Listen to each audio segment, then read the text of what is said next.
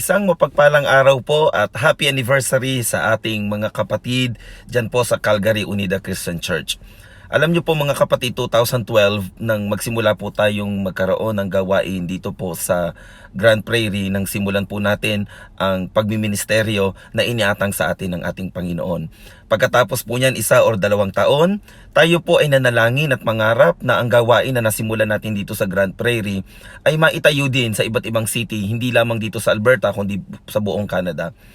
At pagkatapos nga po ng 2 taon ng ating pananalangin, ay tumugon po ang Panginoon sa ating panalangin na magsimula ng gawain dyan po sa Calgary. Salamat po sa buhay ni Ate Claire Canuto na isa sa mga naging masigasig upang maipagpatuloy ang gawain sa Calgary nang siya ay lumipat sa Calgary.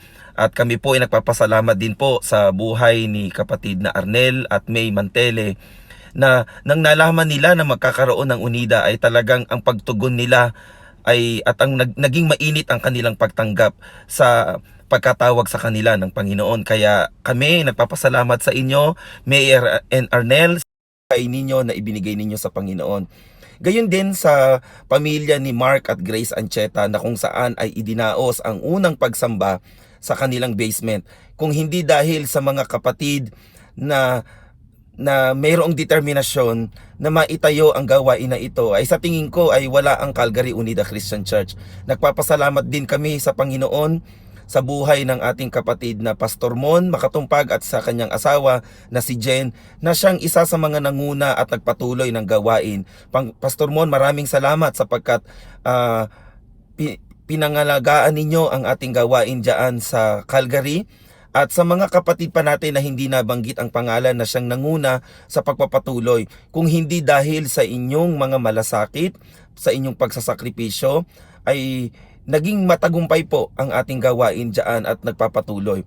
At sa ngayon na kayo ay nagse-celebrate ng inyong ika-4 na anibersaryo, kami po dito sa Grand Prairie Unida Christian Church ay nakikigalak at nakikibahagi sa inyong pasasalamat at pagdiriwang, at nawa anuman ang mga pagsubok na inyong pagdaanan at pagdadaanan pa sa paglilingkod sa Panginoon, ito nawa ay hindi maging hadlang upang tayo ay tumigil, kundi ito ay dahilan upang ipagpatuloy pa natin yung paglilingkod, makapagbigay lamang tayo ng kapurihan sa ating Panginoon, at higit sa lahat, maabot yung mga hindi pa nakakakilala sa Panginoon.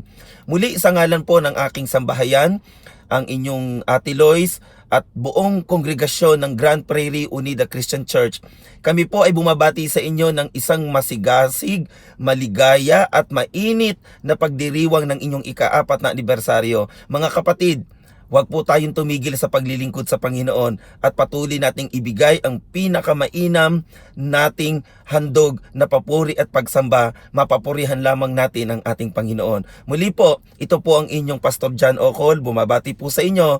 Happy anniversary!